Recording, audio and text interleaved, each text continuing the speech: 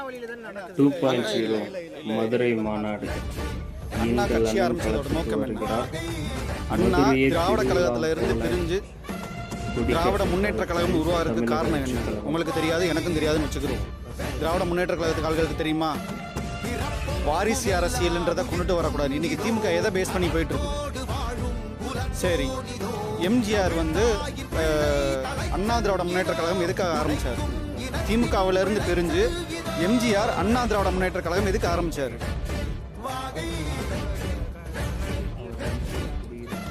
எம்ஜிஆர் அன்னைக்கு தேதியில் கணக்கு காட்டுங்கன்னு சொல்லி திமுகவில் கேட்டதுனால, கணக்கு ஊழல் கணக்கு கொடுத்ததுனால அவர்களிருந்து பிரிஞ்சதை அவர் அண்ணா திமுகவை கொண்டுட்டு வந்தாங்க. அண்ணா திமுக இன்னைக்கு என்ன பேஸ் பண்ணியிருக்கு? அம்மையார் ஜெயலலிதா ஜெயில சுற்றி பார்க்க போனாங்களா? கேட்கறதுக்கு பதில் சொல்லுங்க. அம்மையார் ஜெயலலிதா ஊழல் வழக்கு அப்போ அண்ணா கொள்கையில இருந்து திமுகவும் மாறிடுச்சு, எம்ஜிஆர் கொள்கையில இருந்து அண்ணா திமுகவும் மாறிடுச்சு. அவங்க கொள்கையை நாங்கள் எடுத்துக்கிறோமோ எடுத்துக்கலையோ, அவங்க மக்கள் பிரதிநிதிகள், அவங்களோட தலைவரை நாங்கள் எடுத்துக்கிறோம். இவ்வளவு மட்டும்தான். நீங்கள் 2 பேருமே அதை கொண்டுட்டு வரல. திமுக அதோட தலைவர் ஆரம்பிச்சதை தான் நீங்கள் பண்ணலை. எப்படி நீங்கள் தலைவர் ஆரம்பிங்கன்னு உங்கள் அப்பாக்கே தெரியும். இன்னைக்கு படுத்துங்கிறாரு மெரினா கடற்கரையில். அவர் எப்படி தலைவர் ஆனாலும் உங்களுக்கு எல்லா பேருக்குமே தெரியும். ஐயா நெடுஞ்செழியன் இருந்தால் அந்த கால பீரியடில் முதலமைச்சராக இருந்தார். அவர் முதலமைச்சராக வராமல் தடுத்தது யாரு? எப்படி ஐயா மு கருணாநிதி உள்ள வந்தாங்க? நீங்களே உங்க வரலாறை திருப்பி பார்த்துக்கோங்க. இன்னைக்கு ஏடிஎம்கேல இவ்வளவு பேச்சு பேசுறீங்க. ஏடிஎம்கே எதுக்காக உருவாக்கப்பட்டது? மக்கள் நலனுக்காக உருவாக்கப்பட்டதுன்னு சொல்றீங்க. மக்கள் நலனுக்கு அவங்களோட கொள்கை என்னது? எதுலயும் ஊழல் நடக்கக்கூடாதுன்னு. இன்னைக்கு அம்மையார் ஜெயலலிதா போனது எங்க போனாங்க? மக்கள் சேவகர் அஞ்சலை அம்மாளையும். சோ நீங்க உங்க கொள்கையில இருந்து மாறிட்டீங்களா? ஒருத்தங்க கேக்குறாங்களுக்கு உங்க கொள்கை என்ன, உங்க கொள்கை என்னன்னு. கொள்ளையடிச்சவனா வீட்டுக்கு அனுப்புறதா எங்க கொள்கை. இதுக்கு மூலமா நீ சொல்லிக்கிறேன். எங்க கொள்கை என்னன்னு கேட்டேன்னா, கொள்ளையடிச்சவனா ஃபுல்லா வீட்டுக்கு அனுப்புறதா எங்க கொள்கை. இல்ல இல்ல, அதாவது அவர் அணில்னு சொன்னதுனாலதான் 234 தொகுதியில இருந்து நீங்க இவ்வளவு கேள்வி கேட்கறீங்க. ஏன் அவர் அப்படி சொன்னார்? அவர் இதனால வரைக்கும் எங்களை பத்தி அவர் பேசவே இல்லை. இன்னைக்கு 234 தொகுதியில் தளபதிக்கான வாய்ப்பு அவரே ஏற்படுத்தி கொடுத்துட்டாரா? இது போதுமா? ஃப்ரெஷ் கேன்வாஸ் அவர் எங்களுக்கு பண்ணி கொடுக்குறாரா?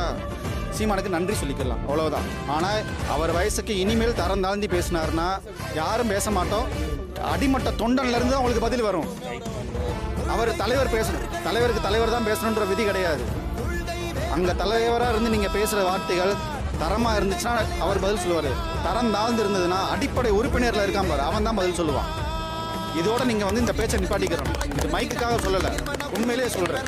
ஒரு தலைவர் எப்படி பேசணுன்றதை மற்ற கட்சி தலைவரை பார்த்து வேணா தெரிஞ்சுக்கும். இன்னைக்கு இருக்கிற தலைவர்கள் அத்தனை பேர் உரிமையில பேசுறீங்க. உங்களுக்கு எல்லா பேருக்கும் பதில் 2026 தான் பதில் சொல்லுவோம்.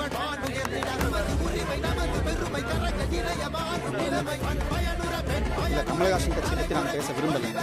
ஐயா கமலஹாசன் நடிப்பில் சிறந்தவர், உலக நாயகன் எல்லாமே.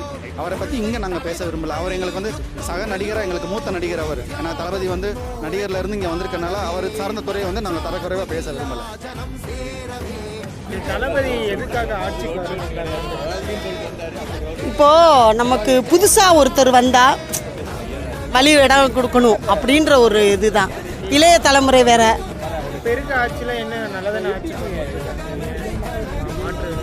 இல்லை, இப்போ எல்லாமே நல்லா தான் பண்ணுறாங்க. இனியும் அதையும் அதை விட அதிகமாக பண்ணலாம்ல.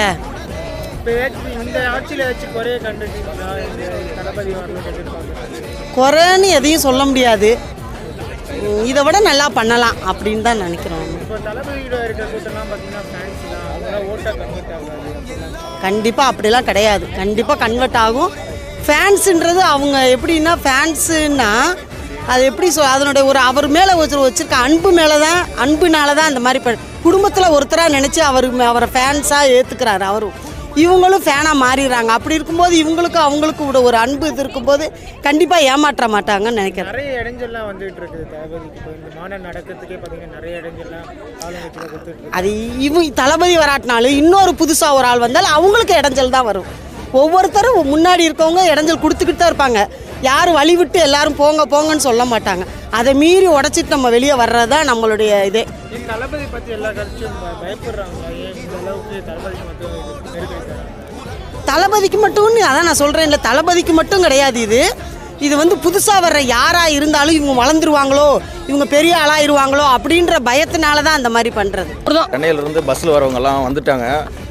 மாட்டுத்தாவணி பஸ் ஸ்டாண்ட்லேருந்து இங்கே வர்றதுக்கு எந்த பஸ்ஸுமே இந்த லைனில் போகாது, இந்த லைனில் போகாது, எல்லாமே அரெஸ்ட் பண்ணுறாங்க. முடிஞ்ச அளவுக்கு அவங்க என்ன பண்ண முடியுமா எல்லாமே அரெஸ்ட் பண்ணுறாங்க. ஏன் இந்த இடத்துக்கு வந்து தளபதி இடத்துக்கு கூட்டம் வரக்கூடாது, அவங்களுடைய மைண்ட் என்ன, மேக்ஸிமம் கூட்டம் சேரக்கூடாது, அந்த அளவுக்கு தான் எல்லாம் ப்ரெஷர் பண்ணுறாங்க. அது மாதிரி இங்கே இருக்கிற கடை வீதி எல்லாமே எடுக்க சொல்கிற மாதிரி எல்லாமே ப்ரெஷர் பண்ணாங்களாமா. அது மாதிரி ஒரு கடைக்கு 5000 ரூபாய் கொடுன்ற மாதிரி கேட்டாங்களாமா. அந்த மாதிரிலாம் யாருமே இன்ன வரைக்கும் தளபதி வழியில் யாருமே கேட்டது கிடையாது. எல்லாமே சொல்லிகிட்டு இருக்காங்க. எல்லாமே நியூஸில் வந்து சில நியூஸ்கள் பொய்யாகவும் இருக்கலாம், புரியுதுங்களா. எல்லாமே இது வந்து ஒரு கண் துடைப்பு தான், புரியுதுங்களா. நம்ம 2026 நாங்கள் தான் 500 கோடி விட்டுட்டு வந்திருக்காருங்க. யாருக்காக? எல்லாம் மக்களுக்கோசரம் தாங்க. இன்றைக்கி 50 வயசு ஆகுது, புரியுதுங்களா. இன்னும் 20 வருஷம் 30 வருஷம் நம்ம தமிழ்நாட்டை ஆள போகிறது யாருன்னா தளபதி தான். தமிழக வெற்றி கழகம் தான் அடுத்து தலைமுறைன்னு அடுத்து பார்த்தீங்களா தமிழக வெற்றி கழகம் தான். அண்ணன் கூட போயிட்டு உதயநிதி போட்டு போகிறீங்களா? தளபதி கூட போய் போட்டி போடலாங்களா? ஏங்க தளபதி என்னங்க ஒரே தளபதினா அது அண்ணன் மட்டும்தான். இதே இதுலைங்க 2 பேர் நிற்கட்டும், தனிச்சு நிற்கட்டுங்க. தளபதியா உதயநிதியான்னு பார்ப்போம். தளபதி தான். நான் சொல்ல மாட்டேங்க, மக்கள் கையில் தான் இருக்குது, புரியுதுங்களா. மக்கள் ஒரு விரலில் காட்டுவாங்க பாருங்கள். 2026 அது தெரியும். தளபதி தான். இப்போயே ரொம்ப பயந்துட்டாங்க. இந்த ஃப்ளக்ஸ் இப்போ கழட்ட சொல்லிட்டாங்க. எல்லாமே இடைஞ்சல் அதிகமாக பண்ணுறாங்க. மாட்டுத்தாவணிலேருந்து பஸ் அனுப்பிட்டாங்க. ஏகப்பட்ட பிரச்சனைகள் இருக்குது. எல்லாமே எங்கள் தளபதிக்கு நீங்கள் பண்ணுற இடைஞ்சல் ஃபுல்லாமே தளபதிக்கு என்றைக்குமே வந்து சாதகமாக தான் அமையும். நாங்கள் அணில் தான் கத்திக்கிட்டு ஓடிக்கிட்டு கூட நாங்கள் வெற்றி அடைஞ்சிருவோம். நீ ஆமை மாதிரி தவந்துக்கிட்டே தான் தெரியணும். என்றைக்குமே ஆமை மாதிரி தவந்துக்கிட்டே இருக்கணும். கொள்கை என்னன்னு கேட்குறாங்க. நீங்கள் இத்தனை வருஷமாக கொள்கை வச்சுருக்க கட்சி இது வரைக்கும் கொள்கையை வச்சு என்ன பண்ணீங்க? எங்கள் தலைமை ஒரே வார்த்தையிலே சொன்னார், எல்லாருக்கும் எல்லாமே வேணும், உணவு இருப்பிடம் அந்த இதை பற்றி சொன்னார். அதே எங்களோட அடிப்படை அஜெண்டான்னு மாநாட்டிலே சொல்லிட்டாரு. இதை தவிர உங்கள் கொள்கையை வச்சு இது வரைக்கும் தமிழ்நாட்டில் நீங்கள் என்ன பிடுங்குனீங்க? அவர் கேட்குறாரு, நீங்கள் டிவிக்கிட்டே தளபதி கட்டும்போது அவரை போய் நல்ல ஆஸ்பத்திரியில் காதை டெஸ்ட் பண்ண சொல்லுங்கள். நாங்கள் டிவிக்கேன்னு தான் சொல்கிறோம், டிவிக்கேன்னு சொல்லலை. அவர் வந்து அவரை தலைவனை ஏற்றுக்கணும்னு அவர் நினைக்கிறாரு. ஆனால் நம்மளுக்கு தலைவன் என்றைக்குமே தளபதி கண்டிப்பாக தெரியும். ஏற்கனவே இவர் நம்ம கேப்டன் வந்தார், கண்டிப்பாக அவர் மிஸ் பண்ணியாச்சு, உண்மையாக மிஸ் பண்ணியாச்சு. மிஸ் பண்ணியாச்சு. கண்டிப்பாக தளபதி வந்து மிஸ் பண்ணவே கூடாது. இவரை விட்டுமுன்னு வச்சிங்களேன், இந்த தமிழ்நாடு கெட்டு குட்டுச்சோராக போயிடும். எல்லாம் வாரி அவனுக்கு சாப்பிட்றவனுங்க. சீமான் அவர்கள்ட்ட வந்து 8% ஓட்டு இருக்குன்னு சொன்னீங்களா. ஆனால் இந்த டைம் 2026 1% கூட இருக்காது. அது நாங்கள் வந்து உறுதுணையாக இருப்போம். ஆனால் தளபதி அவர்களுக்கு கண்டிப்பாக 2026 ஆட்சி அமைக்குது தமிழக வெற்றி கட்சி. சீமான் அவர்கள் நாம் தமிழர் கட்சி எதிர்த்து வந்து ஏன்னா அவர் வந்து தளபதி அரசியல் வராதுக்கு முன்னாடியே நல்லா பேசினார். என் தம்பி நல்லா வரட்டும், நல்லதை பண்ணுவார் சொன்னார். இப்போ வந்த பிறகு வந்து என்ன நினைக்கிறாருன்னா, நம்ம எங்கே கீழே தரமட்டமாக ஆயிருமோன்னு சொல்லிட்டு அந்த நிலைமை அவருக்கு ஏற்பட்டுச்சு. அதனால் சீமான் வந்து அவர் பேசிட்டு தான் இருப்பார். அவர் பேசுகிறாருன்றதுக்காக நம்ம அதே விட்டுற முடியாது. தளபதிக்கோசரம் இறங்கி வேலை செய்வோம். சீமானா அப்படியே ஒரு பக்கம் கழட்டு. அவர் எல்லா நியூஸில் என்ன சொல்கிறாருன்னா, தளபதிங்கிறாங்க, அது கிண்டல் பண்ணுறாரு, தலைவலின்னு சொல்லிட்டு. அவர் சொல்கிற மாதிரி சொல்லிட்டு போயிட்டோம். அந்த காலம் வாங்கி இந்த காலம் விட்டு போயிட்டோம். அதுக்கோசரம் நம்ம வந்து மைண்ட் வந்து இது பண்ணிட்டு இருக்கலாம். தளபதி தான் 2026 நாட்டை. ஒரு பெண்களுக்கு வந்து ஒரு பாதுகாப்பு இல்லை, பெண்களுக்கு பாதுகாப்பு இல்லாமல் இருக்குது.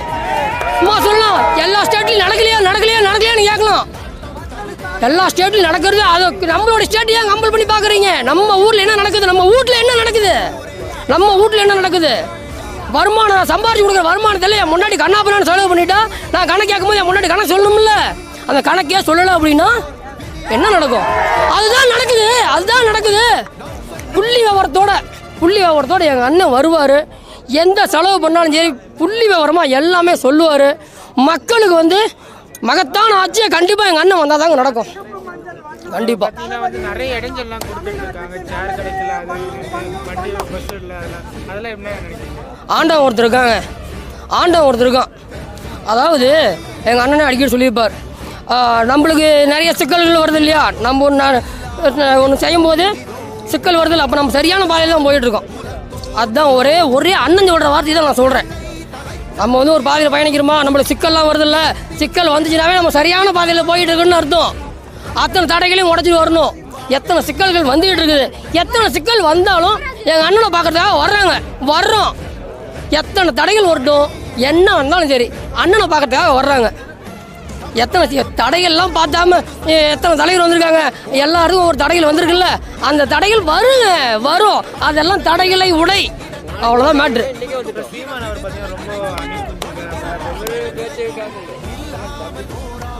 அது நோ கமெண்ட்ஸ்.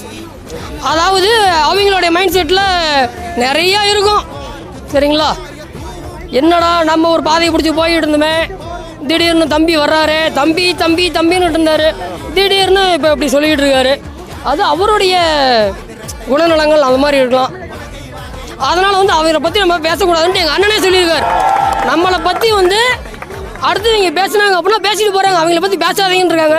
ஆனால் சோசியல் மீடியாவுக்குள்ளார வந்து ஒரு சில பேர் சொல்லுவாங்க. இதில் என்ன சொல்லிக்கிறேன், அண்ணன் சொல்கிறத கேளுங்க. நம்மளை பற்றி 1000 பேர் 1000 சொல்லிட்டோம். நம்ம வந்து மக்களுக்காக வர்றோம். நம்மளோட வழியை மக்களுக்கு நல்லது பண்ணுறது தான். மதுரை மட்டும்தான் வெற்றி கழகத்தில் வெறும் இளைஞர்களாக இருக்கிறாங்க, சின்ன பசங்களாக இருக்கிறாங்க, விசிலடிச்சாங்க குஞ்சிகள் என்று தளபதியை பார்த்து விமர்சனம் செய்கிறார்கள். 1966ஆம் ஆண்டு அறிஞர் அண்ணா ஆட்சி அமைக்கும் போது உடன் இருந்தவர்கள் இளைஞர்கள் தான். 1977ஆம் ஆண்டு புரட்சி தலைவர் எம்ஜிஆர் ஆட்சி அமைக்கும் போது உடன் இருந்தவர்கள் இளைஞர்கள் தான். 2026இல் தளபதி அவர்கள் தேர்தல் களத்தை சந்திக்கும் போது உடன் இருக்க போவது இளைஞர்கள் தான். அறிஞர் அண்ணா அவர்களுக்கும் புரட்சி தலைவர் எம்ஜிஆர் அவர்களுக்கும் இல்லாத ஒரு சிறப்பு அம்சம் நம் தளபதிக்கு உண்டு. அது என்னவென்றால், தாய்மார்களும் பெண்களும் இவர்களுடன் இளைஞர்கள் இணைந்தால் வெற்றி சாதனை படைக்கும். எங்கள் போக்கும் உங்கள் வாக்கும் வெற்றி பெற்றும் தமிழக வெற்றி கழகம். தமிழ் எனது மூச்சு, தமிழக வெற்றி கழகம் எனது பேச்சு. தளபதி அமைப்பார் நாளை ஆட்சி மலரப்போது, மக்கள் ஆட்சி நடக்க போது நாளாட்சி. இதற்கு நீங்கள் தான் சாட்சி. திருவண்ணாமலை என்றால் ஈசன், தளபதி என்றால் பேஷன். தமிழக வெற்றி கழகம் தான் இன்றைக்கு சீசன் சீசன் சீசன். சிகப்பு மஞ்சள் வண்ணம் என் தளபதியின் எண்ணம். தமிழ்நாட்டுக்கு நல்லதே பண்ணோம் பண்ணோம் பண்ணோம். தளபதியிட்ட கொடுத்து பாருங்க மைக்க, மக்கள் போடுவாங்க லைக்க போற இந்த விரல் திரும்பும் திசையெல்லாம் தளபதியின் குரல். குரல் என்றால் பேச்சு. தமிழ்நாடு தான் தளபதியின் மூச்சு, அதற்கு மாநாடே சாட்சி. 2026 தமிழக வெற்றி கழகம் அமைக்க போது ஆட்சி ஆட்சி ஆட்சி. சீரிப்பாயும் சிங்கம், தமிழ்நாட்டில் தளபதி தான் தங்கம். நாளைக்கு ஆள போது அந்த சிங்கம், எதிர்கட்சி ஆயிடுவாங்க பங்கம். புரியுதா என் தங்கம்?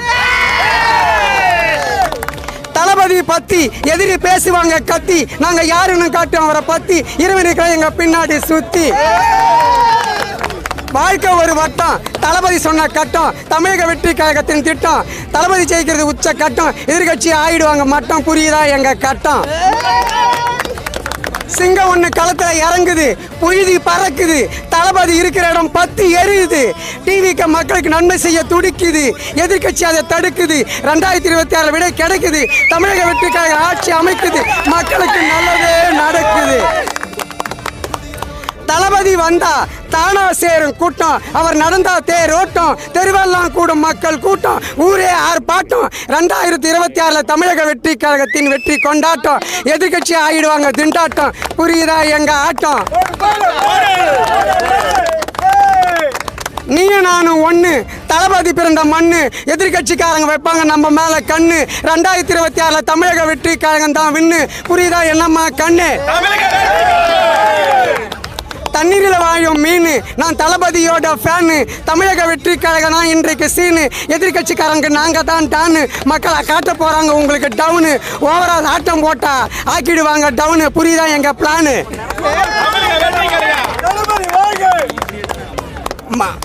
மதுரை என்றால் கில்லி, தளபதி என்றால் தமிழக வெற்றி கழகத்தின் கில்லி. எதிர்கட்சி ஆகிடுவாங்க பள்ளி. தமிழக வெற்றி கழகம் தமிழ்நாட்டில் கில்லி.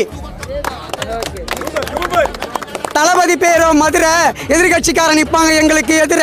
2027 தமிழக வெற்றி கழகம் தான் ஜெயிக்கிற குதிரை. எதிர்கட்சி ஆகிடுவாங்க கதற. எங்க பிள்ளைங்க உடப்பாங்க உங்களை சேதற.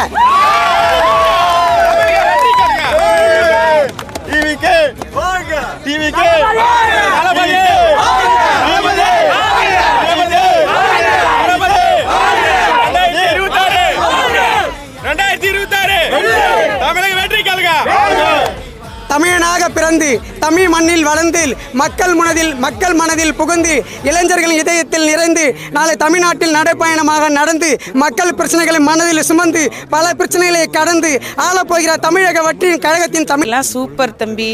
எங்கள் மதுரைக்காரவங்க பார்த்தீங்கன்னா மனசில் ஒன்றும் வெளியில். இப்போ பார்த்தீங்களா நாங்கள் பேட்டி கொடுத்ததை பார்த்தீங்களா?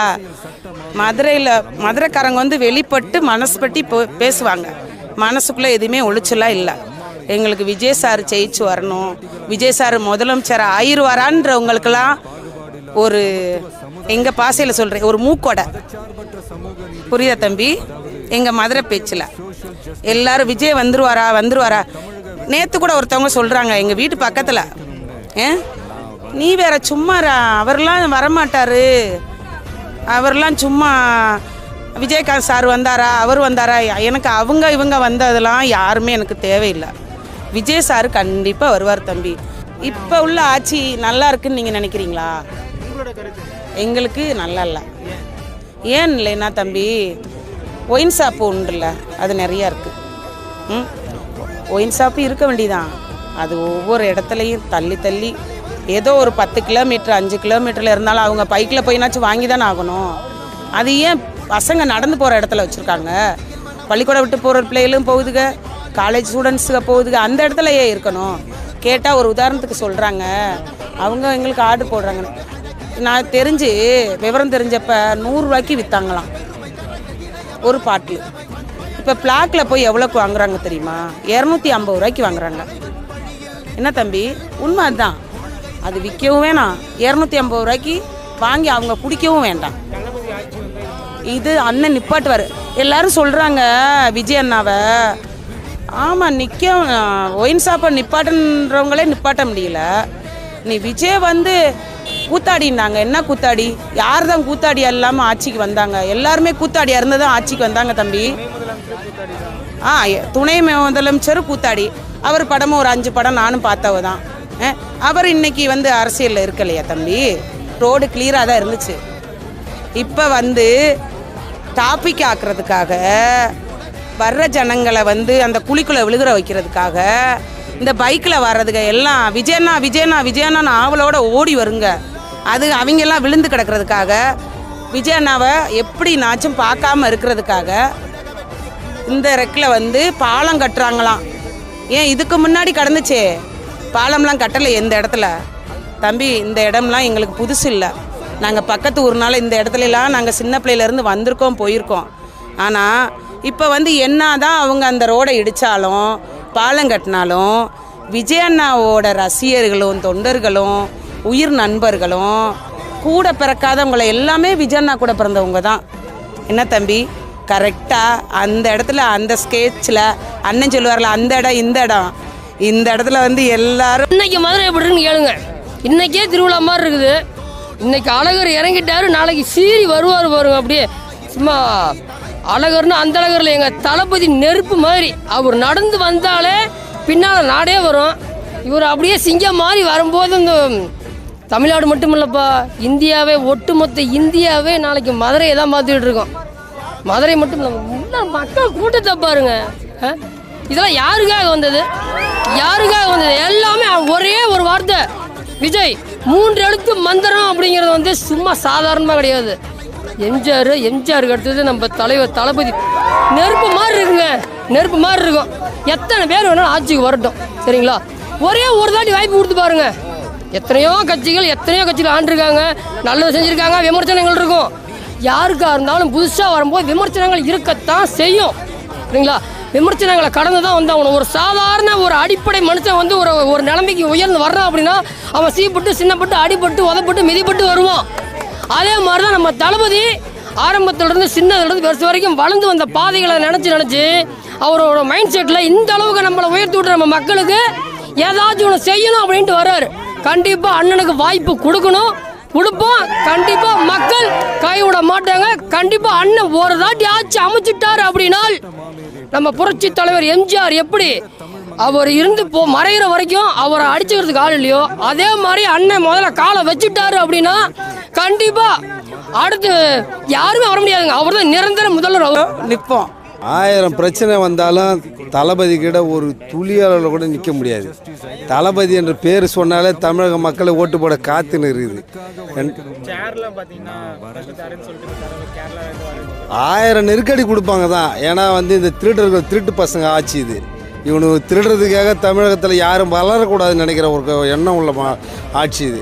இது கேரளா மட்டும் இல்லை, தமிழ்நாட்டில் இல்லாமல் இந்தியாவில் இருந்தால் கூட தளபதியால் வர வச்சு இந்த மாநாட்டை சிறப்பாக வெற்றிகரமாக நடத்திக்கிற முடியும். மக்கள் வர வச்சாங்கன்னா மாற்றம் வேணும்னு மக்கள் வர வச்சாங்க. ஆனால் இவனுக்கு அது மாறணுன்றதுக்காக தான் 2026 அது மாறணுன்றதுக்காக தான் இப்போ மறுபடியும் ஒரு புதிய ஒரு ஆட்சியாக தமிழகத்தில் மக்கள் கொடுக்கணும்னு எண்ணத்தோட இந்த ஆட்சி வரணுன்றதுக்காக தான் முடிவு பண்ணி பண்ணுறாங்க. தளபதி இது வரைக்கும் வந்து 2 திராவிட கட்சிக்கு திராவிட கட்சியாக தான் இந்த நாட்டில் வலம் வருது. ஆனால் இதுக்கு மேலே வந்து மக்கள் தமிழக வெற்றி கழகத்தின் இந்த தமிழகத்தை மிக சிறப்பாக ஆட்சி அமைக்கின்ற நம்பிக்கையோட மக்களாக வர வச்சிருக்கு தளபதியை. தளபதி பின்னாடி இருக்கவங்க ஃபேன்ஸ் எப்படி அவங்க ஓட்டாக கன்வெர்ட் ஆகுதுன்னு நிறைய பேர் கேட்குறாங்க. 1000 நரைச்சி முடிங்க பேசுவாங்க தான், 1000 அறிவில்லாதவன் பேசுகிற வார்த்தை அது. அறிவாளிங்க வந்து பார்த்தீங்கன்னா இளைஞராக இருந்து தான் மற்றவங்க எல்லாம் பெரியவங்களாம் வந்திருக்காங்க. இளைஞரை எதிர்பார்க்குறோம். அடுத்த இதில் வந்து பார்த்தீங்கன்னா இந்த தமிழகத்தை திராவிடமே இல்லாமல் ஒரு நிலையாக தமிழ்நாட்டில் தளபதியோட ஆட்சி கண்டிப்பாக மலரும். சீமான் அவர் பார்த்தீங்கன்னா லாஸ்ட் போட்டியில் அணில் குஞ்சிங்க அப்படின்னா ரொம்ப ஏங்க அவனே ஒரு ஆளே கிடையாதுங்க. ஏங்க அவனா காசு அங்கே கைகூலி. அவன் அந்த சீமான்ற வந்து ஒரு கைகூலி. அவன் என்ன பண்ணுவான்னா யார் காசு கொடுக்குறாங்களோ அவங்க பக்கம் ஆப்போசிட் பண்ணுவான், அவங்க போய் எதிர்ப்பு கொடுப்பான். அவனை நம்பி இன்றைக்கி 50 பேர் வந்தால் கூட இன்றைக்கி 20 பேர் இல்லை அவங்க கூட. அவனெல்லாம் வச்சு பேசி இந்த நம்ம வந்து மீடியாவில் பேசக்கூடாது. கொள்கையே தெரியல, கொள்கை என்னன்னு கேட்டால் டிவி கத்துறாங்க. எப்பயுமே வந்து பார்த்தீங்கன்னா ஒரு மனுஷன் மௌனமாகறான்றதுக்காக யோசிக்கக்கூடாது. மௌனமாகறவங்கள்ட்ட தான் விஷயமே இருக்கும். தமிழ்நாட்டில் தளபதி கையில் கொடுக்கட்டும் மக்கள், அதுக்கப்புறம் என்ன நடக்குன்னு பார்ப்போம். ரொம்ப ஆர்வமாக எதிர்பார்க்குறோம். தளபதி எதுக்கு 26ல் ஆட்சி உங்களோட கருத்து? கண்டிப்பாங்க. இப்போ மக்களுக்கு வந்து நல்லது செய்யணும் இல்லையா? இப்போ இது வரைக்கும் வந்து பார்த்தீங்கன்னா 2 ஆப்ஷன் தான் இந்த மக்களுக்கு, ஏ அல்லது பி, இல்லை 1 இல்லைன்னா 2. இப்போ 3வது ஆப்ஷன் ஒன்று, இப்போ 3வதுன்னு ஒரு ஆப்ஷன் ஒன்று வந்துருச்சு. ஏபிசி அப்படின்னு மாற்றி ஓட்டு போட்டுருந்தாங்க. இப்போ முதல்ல இப்போ சின்னு ஒரு ஆப்ஷன் இருக்குது. எங்களுக்கு அதுதான் மக்கள் விரும்பும் ஒரு ஆப்ஷன் வந்து ஏவும் பியும் மாற்றி போட்டுட்டாங்க. இப்போ மக்கள் வந்து விரும்பல, சி தான் ஆப்ஷன் பண்ணுறாங்க. அவங்க ஒரு 50 ஆண்டுகளை ஆண்டுட்டாங்க. அவங்ககிட்ட பணபலம் எல்லாமே இருக்கு. எவ்ரிதிங் எது வேணாலும் இருக்கட்டுங்க. மக்கள் செல்வாக்கு யாருக்கு இருக்குது? தளபதிக்கு மட்டும்தான் மக்கள் செல்வாக்கு. இத்தனை வருஷமா மக்கள் அவங்க 2 கட்சி தானே. அதுதாங்க சொல்கிறேன், பணம் மாற்றி பணத்தை தான் கொடுக்குறாங்களே கண்டி. செல்வாக்குன்றது மக்கள் செல்வாக்குன்றது தளபதிக்கு மட்டுமா தான், வேற எதுவுமே கிடையாது. ஆமாம், இல்லை ஒன்றும் இல்லை. 1967 நீங்கள் என்ட்ரன்ஸ்லேயே ஆர்ச்சிலே பார்த்தீங்கன்னா போட்டிருப்பாங்க வாகை சூடும் வரலாறு திரும்புகிறதுன்னு. அதனோட கான்செப்ட் என்னென்னா மக்களாகிய எல்லாருக்கும் உங்களுக்கு தெரியும். 1967 நம்ம அண்ணா அவர்கள் வந்து பார்த்தீங்கன்னா இளைஞர்களுடைய சப்போர்ட்னால தான் ஆட்சி அமைச்சு பெரும்பான்மையான வாக்கு பெற்று ஆட்சி அமைச்சார். அதே மாதிரி 1977 நம்ம மக்கள் திலகம் எம்ஜிஆர் அவர்கள் வந்து பார்த்தீங்கன்னா அதே மாதிரி தான் ஆட்சி அமைச்சார், இளைஞர்களுடைய சப்போர்ட்னால தான். அதே வரலாறு இப்போ திரும்புகிறது 2026.